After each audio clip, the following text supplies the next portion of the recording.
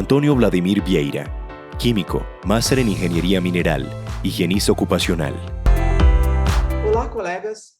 É com muita satisfação que eu estou a participar na 20ª semana da Saúde Ocupacional da Associação Colombiana de Higiene Ocupacional. É com muita honra que eu aceitei o convite, porque já é a segunda vez que eu estou a participar. Eu quero agradecer à associação e os outros colegas também, tá? A associação, em nome do seu presidente, o senhor Enei de Leon. Quero agradecer também o colega Alejandro por estar me ajudando nessa programação aqui. Tá? É uma satisfação muito grande eu aqui do Brasil estar participando nesse evento com vocês, tá? Trocar alguma experiência. O meu nome é Antônio Vladimir Vieira, sou conhecido aqui no Brasil como Vladimir. Eu trabalhei no governo brasileiro, ligado à área de proteção respiratória, as mascarilhas, trabalhando diretamente com isso, né? Proteção respiratória. Sou também da Associação Brasileira de Higienistas Ocupacionais. Eu sou higienista, professor nos cursos, né, de proteção respiratória em universidades, e também sou químico e mestre em engenharia de minas, mineração. Tá? Como no ano passado eu também falei alguma coisa de proteção respiratória, já agradeci ao Congresso, vamos falar assim, de ter feito um novo convite. Então, o tema que eu vou estar discutindo esse ano é novamente a respeito de proteção respiratória. O título principal do meu trabalho é o ensaio de vedação e o uso correto das máscaras na pandemia. Por que eu coloco isso? O ensaio de vedação e o uso correto das máscaras na pandemia. Porque usar a máscara, aparentemente, é fácil. Eu estou falando mais das máscaras descartáveis. Parece ser fácil, mas nós vamos ver o que implica nesse uso da máscara. Fazer, na verdade, um histórico, né, rápido a respeito de como a população utiliza, eu quero dizer mundial, utiliza essas máscaras. Tá? Então, eu tenho os subtítulos do meu trabalho, que o meu trabalho diz o seguinte: a primeira situação é a respeito, subtítulos, né? É a respeito da pandemia, das máscaras cirúrgicas, o segundo subtítulo que está envolvendo. Um terceiro subtítulo é as máscaras descartáveis, que no Brasil se chamam PFF2, a sigla é peça facial filtrante, tá? PFF2, que são equivalentes às máscaras N95 nos Estados Unidos. E depois vou falar também sobre os ensaios de vedação. Então, eu dividi aqui praticamente em 4 tópicos, mas são resumidos, voltando pelo assunto principal, pelo título principal que eu falei, né? Que é a questão de ensaio de vedação e uso correto. Então, fazendo uma história rapidamente aqui, voltando um pouco na história em relação à questão do uso de máscaras. Então, meu slide está assim. A utilização de coberturas das vias respiratórias, por exemplo, máscaras descartáveis, como medida de proteção contra a exposição aos agentes biológicos dispersos por via aérea, vem já de muito tempo. Tá? Então, medida de proteção contra agentes biológicos, né? O bioaerossol, podemos dizer até assim, ou outros. Tá?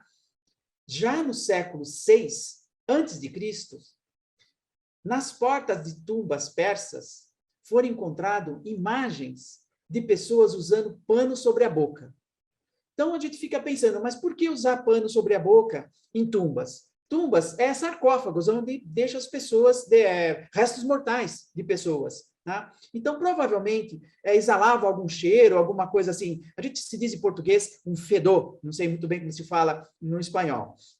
Mas um fedor, alguma coisa assim. Então, eles usavam um pano sobre a boca para tentar minimizar esse cheiro que vinham das tumbas, alguma coisa assim, né? Depois, no século XIII, na China, os serviçais, os trabalhadores, cobriam o rosto com lenços de tecido. Por que isso? o imperador não queria que o hálito dele, o cheiro da boca deles, né, afetasse o cheiro e o sabor da comida. Então, como eles tinham um cheiro, um hálito, talvez que fosse meio forte, alguma coisa assim nesse sentido, então o imperador achava que isso ia afetar a comida, considerava que afetava a comida, o sabor da comida, e não queria que eles utilizassem. Então, vejam bem que já tem aí uma certa utilização aí nessas questões dessas máscaras ali, né? Em tumbas, depois aqui no século XIII. Tá? Agora, antes de falar um pouquinho aí sobre o surto da gripe espanhola, eu não sei se vocês já tiveram alguma oportunidade de estar presente, de visitar o Japão. Eu tive algumas vezes no Japão, tá? Mas não é tão importante ter visitado o Japão, mas sim acompanhar pelas mídias, né? Na televisão e outras coisas, que a gente vê muitos japoneses utilizando máscara. Tá? Então, na verdade, isso está inserido na cultura deles. Eu diria que talvez é mais que secular essa questão da utilização de máscaras, tá? No Japão. Por que eles usam máscara? É para se proteger, tá? Para a proteção deles e também para não contaminar o ambiente. Pensando dessa forma aqui. Tá? Então, faz parte da cultura japonesa esse uso de máscara. E como eu falei, por que eu falei que eu já estive lá? Eu estive em Tóquio, aos redores de Tóquio algumas vezes, mas eu nunca vi pessoas utilizando máscara de forma incorreta. Na verdade, eles utilizam lá as máscaras cirúrgicas, né? É um pouco diferente. Máscara cirúrgica que eles utilizam lá, grande maioria. Tá? Mas eu não vi assim, a utilização de forma incorreta. Sempre cobrindo a boca e o nariz. Em quase todos os lugares, em tudo que eu vi, eu não vi ninguém utilizando a máscara de forma incorreta. Colocando dessa forma aqui para vocês. Tá? Então, eles utilizam dessa forma para evitar, né, tá, uma contaminação. Uma outra questão também, que a gente já falou que é cultural, mas isso também eu vejo que é uma questão um pouco de educação. Tá? De educação. Quando você está resfriado, né? Está resfriado, normalmente, o que você faz? A forma correta seria isso, né? Uma questão de respeito a outra pessoa, tá? É o caso do Japão também. Você coloca uma máscara, tá? Para evitar uma tosse, alguma coisa, naquele ambiente e disseminar algum vírus. Seguindo, né? Então, essa é uma questão de cultura, de como o Japão utiliza essas máscaras, né?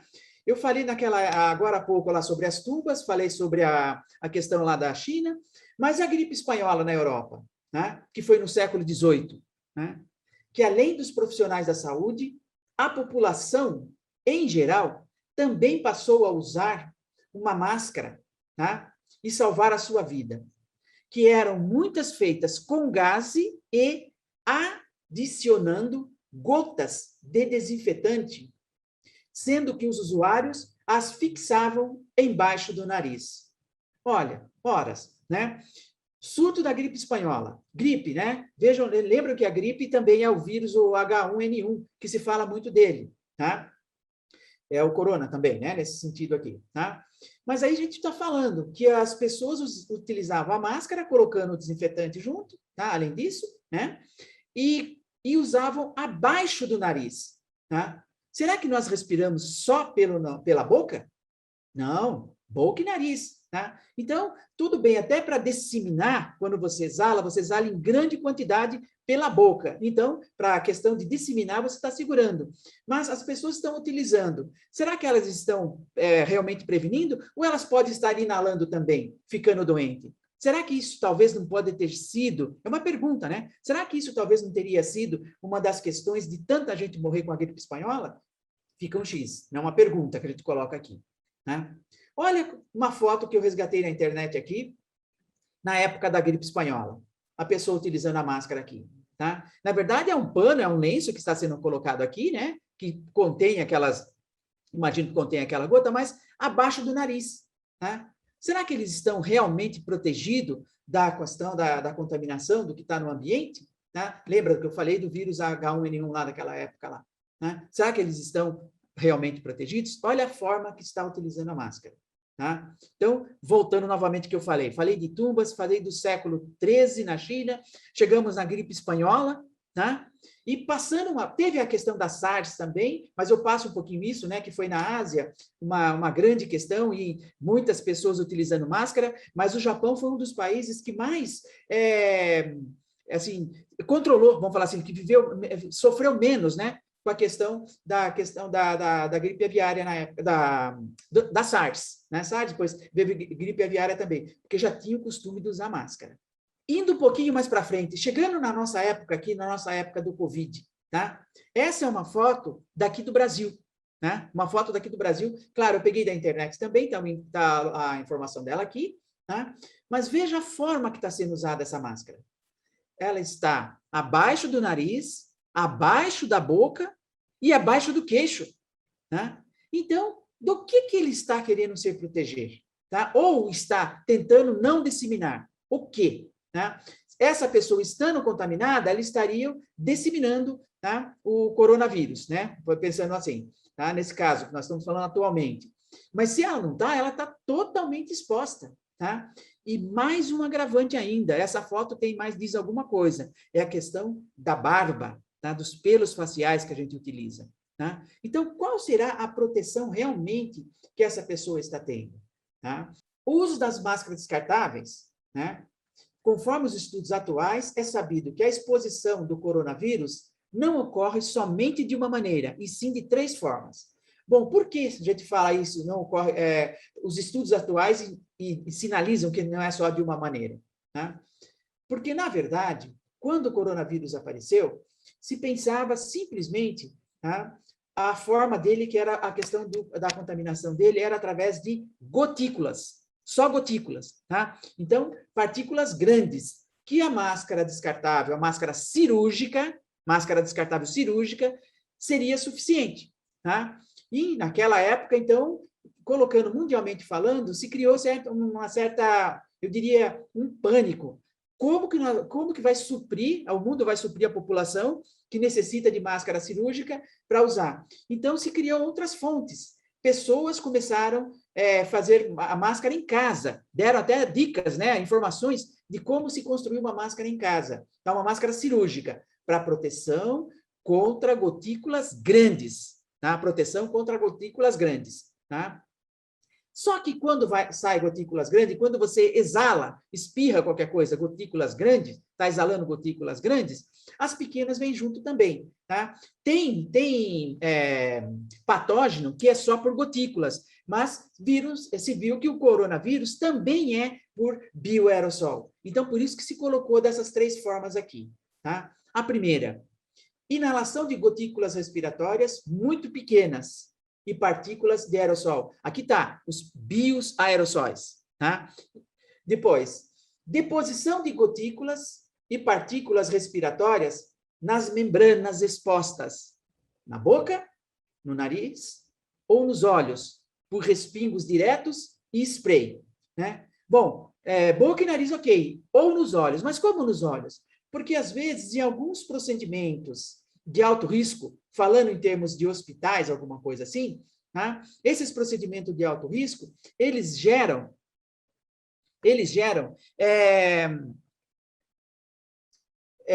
spray, né? Eles geram spray, gotículas muito pequenas. Então, por aí poderia ter a proteção aos olhos também, que pode atingir aos olhos, tá?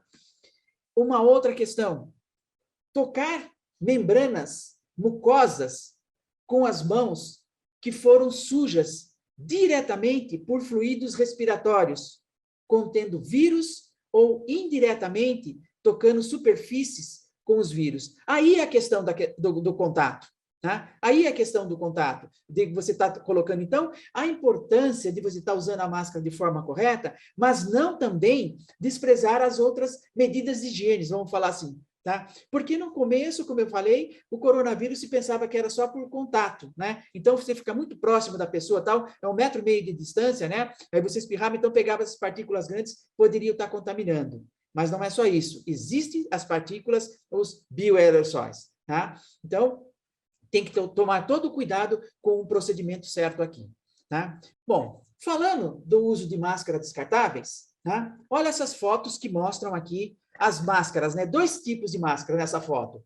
Eu mostro a máscara cirúrgica, né? E a máscara que é chamada a N95, a PFF2, né? Máscara cirúrgica e a máscara PFF2. A máscara cirúrgica, ela protege contra gotículas grandes, contato. Veja bem, contato que eu estou falando aqui, né? Já as máscaras N95 PFF2 protege contra o aerossol, partículas muito pequenas, né? No caso aí o bioaerossol que a gente está colocando aqui, né? Tá comentando. Vejam bem que a máscara cirúrgica tem proteção, tá? Mas a vedação dela no rosto, ela é precária, tá? Ela não dá uma vedação, não dá uma selagem, não tem um ajuste direto no rosto, porque a constituição dela, ela é feita dessa forma, tá? Em relação à PFF2, tá? A proteção contra o aerossol, no caso que ela oferece proteção contra o aerossol, então ela já tem uma selagem, ela já tem um ajuste, ela tem uma camada de filtro que segura o bioaerossol, o material particulado, vamos falar assim, ou as partículas desse bioaerossol. Então, ela retém essas partículas, tá? Então, ela já é projetada para isso e tem uma aprovação específica para esse fim, tá? No entanto, que se passou a recomendar esse tipo de máscara contra o COVID, tá? Por quê? Por causa dessa questão do bioaerossol. Primeiro era só na área do hospital, mas também para a população, né? Se a pessoa tem um potencial de estar em contato com alguém que esteja contaminado, a recomendação é utilizar essa máscara que a gente está falando, uma PFF2. Porém, o uso correto que a gente está falando aqui, tá? Tem que ser de forma correta essa máscara aqui. Recomendação de uso de máscaras cirúrgicas. A máscara cirúrgica é uma barreira de uso individual que cobre a boca e o nariz do usuário.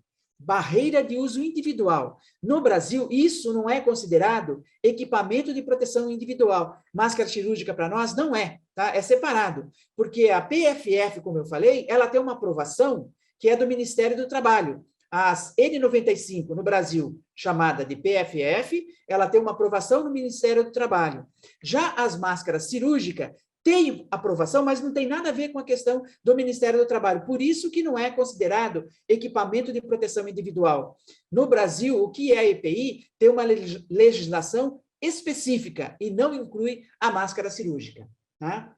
Então, ela é indicada para proteger o trabalhador de saúde, estou colocando aqui, né, na área de saúde, por exemplo, das patologias de transmissão por gotículas. É isso que nós estamos falando, gotículas. E de projeção de sangue e outros fluidos corpóreos que possam atingir suas vias respiratórias, tá? E é indicada também para minimizar a contaminação do ambiente com secreções respiratórias geradas pelo próprio trabalhador de saúde, tá? Olha, contaminação com secreções respiratórias geradas pelo próprio trabalhador de saúde ou pelo paciente em condições de transporte. Então, isso dentro de uma área de saúde. Mas vamos pensar a utilização dela hoje fora. Então, por que de utilizar uma máscara cirúrgica, vamos falar desse jeito que está sendo utilizada, tá? Nessa questão, no ambiente aberto, nesses ambientes que nós estamos falando, ou no ambiente fechado, no caso, tá? Então, é para evitar essa contaminação que nós estamos falando. Aqui a gente está falando de trabalhador de saúde, mas pode ser qualquer tipo de trabalhador. E aí vem a população do Japão, tá? A população do Japão usa. É obrigatório usar máscara lá? Não, não é obrigatório, tá? Mas é uma questão cultural que ela acha que está melhorando o ambiente assim e a própria saúde dela. Acha não. Isso reflete sim. Se você usar de forma correta, isso vai refletir nisso sim, tá? Nessas questões, ok? A máscara, que nós estamos falando cirúrgica, não protege adequadamente o usuário de patologias transmitidas por aerossóis. Aqui é protegida por gotículas, grande, aqui por aerossóis. Continua na mesma questão que nós estamos falando. Independentemente da sua capacidade de filtração. A vedação no rosto é precária nesse tipo de máscara. Como já falamos, né? O formato dela que nós temos aqui, ela não se ajusta adequadamente ao rosto do usuário. Tecnicamente, a gente usa a palavra não se ajusta ao perfil antropométrico da face do usuário. Perfil antropométrico da face do usuário. O tamanho do rosto, nariz, tal, tudo mais, tá? Que você está colocando aqui. Então, ela não tem esse ajuste, né? É diferente da máscara que nós estamos colocando aqui, tá? A máscara PFF, que eu quis dizer.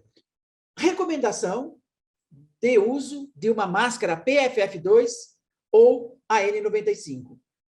Então, a máscara descartável, para nós aqui no Brasil, né, máscara descartável é peça facial filtrante, a PFF2, ele é o EPI, ele tem uma aprovação. E detalhe, hein? Mesmo que ele esteja aprovado, vamos supor se veio importada dos Estados Unidos, está aprovada como N95 lá nos Estados Unidos, aqui no Brasil é necessário uma outra aprovação. E toda máscara, estou falando da N95, mas qualquer uma que venha de fora precisa passar aqui no passar por novos ensaios aqui no Brasil, novos testes. E se ela é aprovada como PFF2, tá? Ela cobre, né, a boca e o nariz do usuário, proporciona a vedação adequada, né, falando mais ou menos assim, na sua face e possui na sua constituição uma camada de material filtrante. Então, ela tem um filtro, ela tem um material que vai reter partículas. É a mesma, é a PFF2 que é usada no meio industrial. Aqui a gente usa poeiras, névoas e fumos, né? Então, a gente usa pode ser utilizada até num local, no meio industrial, essa máscara aqui. Por quê? Porque ela tem uma camada de filtro, uma camada filtrante, tá? Que retém essas partículas.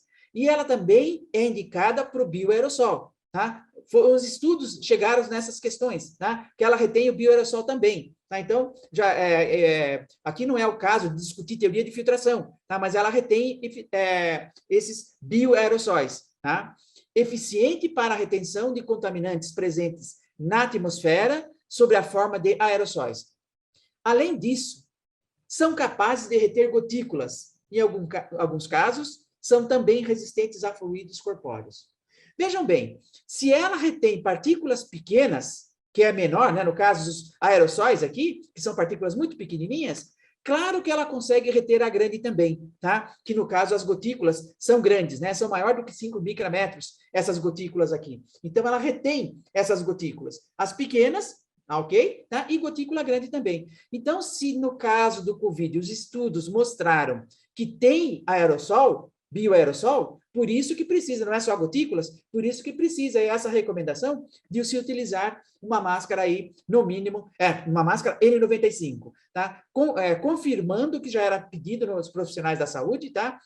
Para os profissionais de saúde, deve-se utilizar sempre essa máscara aqui, porque no hospital, além de você estar tratando de Covid, você trata de outros patógenos, tá? Então, é importantíssimo usar o respirador indicado corretamente, de forma correta, tá? E que ele ajuste, proporcione uma vedação adequada na sua face, tá?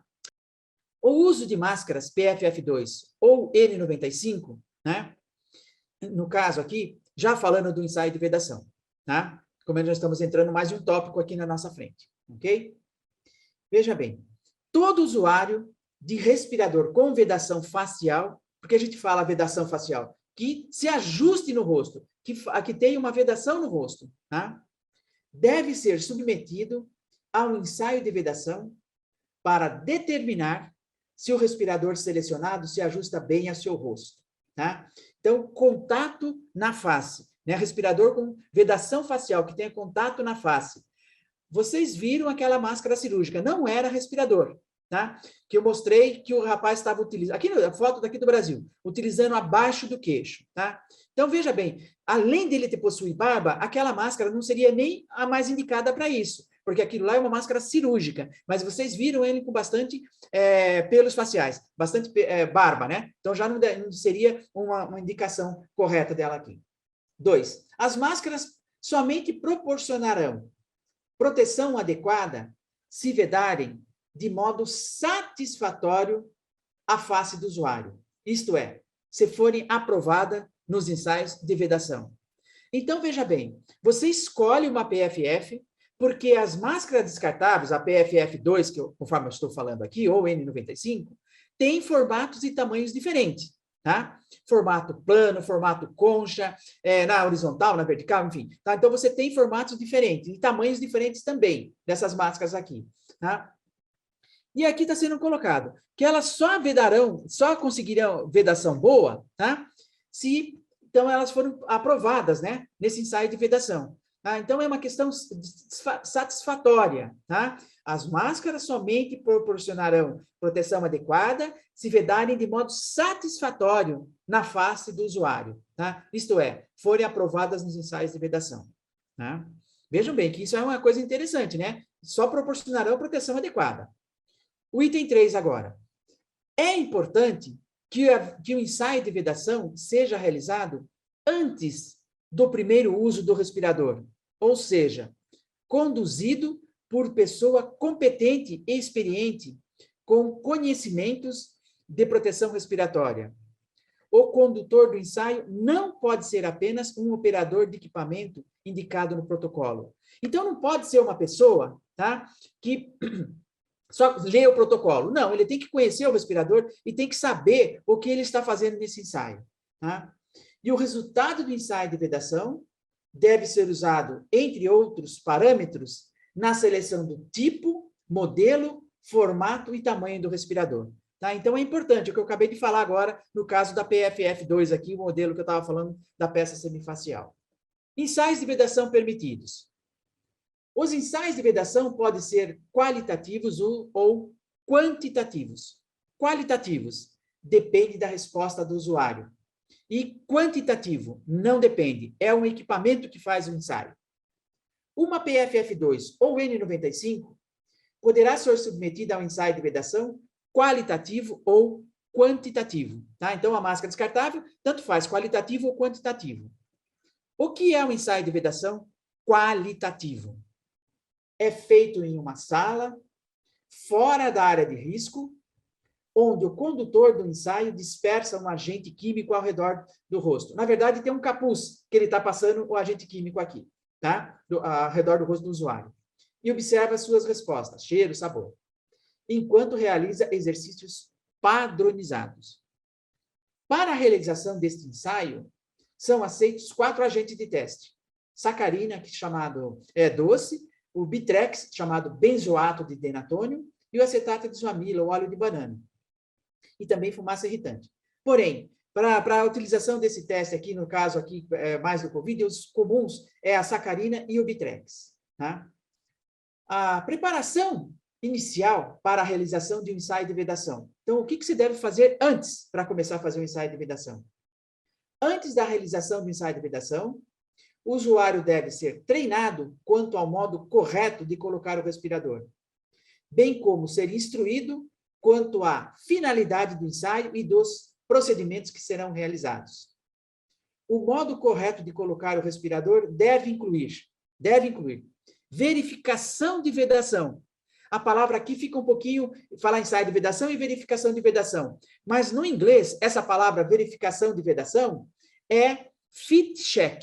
Fit check, essa palavra em inglês. Brasil, verificação de vedação. Tá?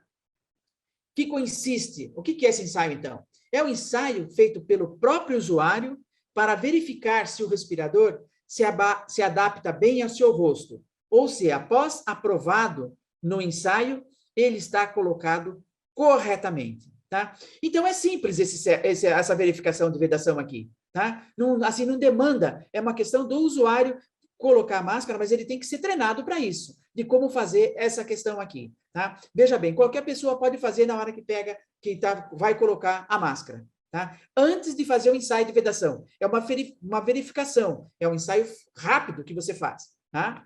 E vamos ver que ensaio é esse.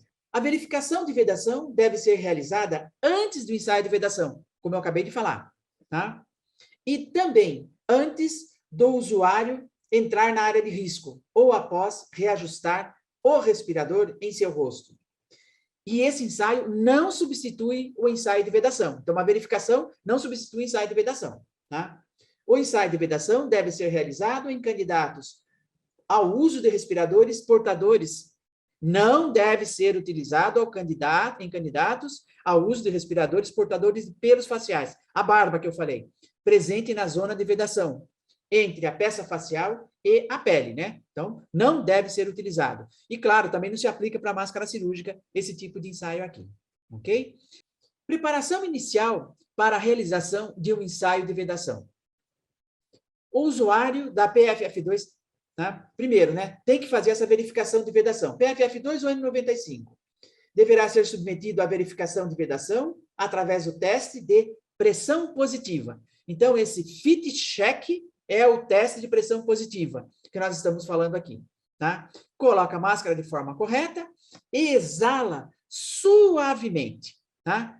Então, se ele sentir ligeira pressão dentro da peça facial e não conseguir detectar fuga de ar na zona de vedação, a vedação é satisfatória, ou seja, é satisfatório isso.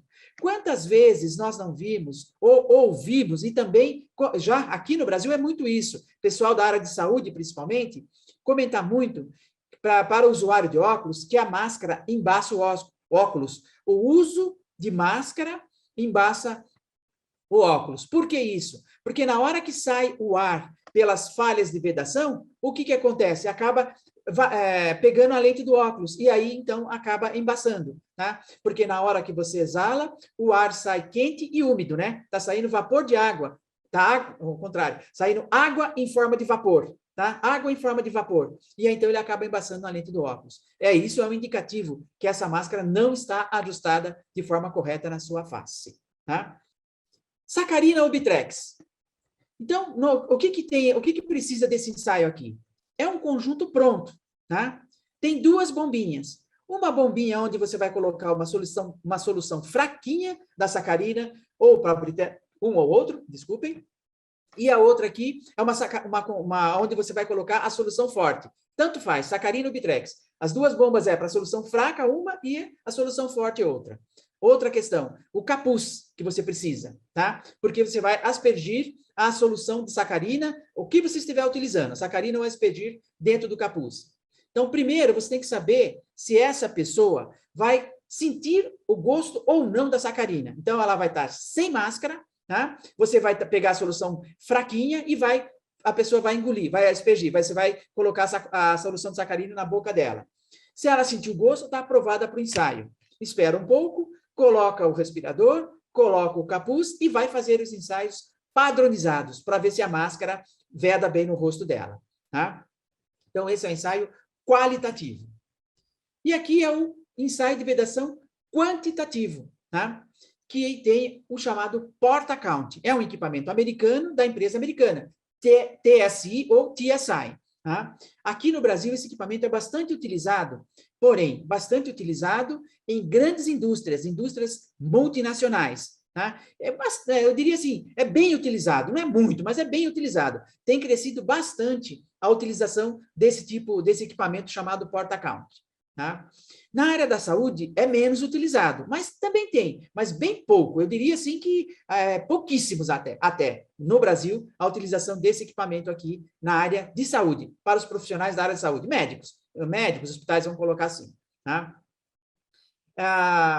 Mas tem alguns. E também, esse equipamento, às vezes as empresas não adquirem, mas existem empresas que prestam serviço. Então, elas vão na indústria para fazer o ensaio de vedação com funcionários. Tá? E aqui também, no caso dos hospitais, também alguns, mas são raros, que fazem o ensaio de vedação, tá? Para verificar se a máscara, no caso aí que eu estou falando, N95, a PFF2, está vedando adequadamente. Tá? Agora, pensa um pouquinho, vamos refletir um pouquinho, né? Tá? Olha todo um protocolo para usar máscara, que nós estamos falando aqui. Tá? E na pandemia? Como é que fica isso? Tá? E na pandemia? Como é que fica isso? Então, fica a pergunta. Vamos deixar aqui, tá? Uma abertura, vamos ler aqui rapidamente a conclusão que eu estou falando aqui, para depois nós fazermos o comentário a respeito da pandemia. As máscaras devem ser usadas como parte de uma estratégia abrangente de medidas para suprimir a disseminação e salvar vidas. É uma parte, hein? O uso da máscara por si só não é suficiente para fornecer um nível eficaz de proteção para as pessoas contra o Covid-19. O uso da máscara, só máscara, não é suficiente para fornecer um nível eficaz de proteção. Tem que seguir aquelas recomendações. Tá? Para se obter o nível de proteção esperado da máscara, será necessário que o usuário siga todos os procedimentos recomendados. Então, tem que fazer tudo, fazer ensaio de vedação, pensar em tudo isso para a máscara garantir bem o ajuste dela no rosto. Tá? E uma PFF2E95, dentre outros procedimentos, somente será eficaz se o usuário não possuir barba. Tá? Então, somente será eficaz se o usuário não possuir barba. Então, veja todo o protocolo para uso aqui.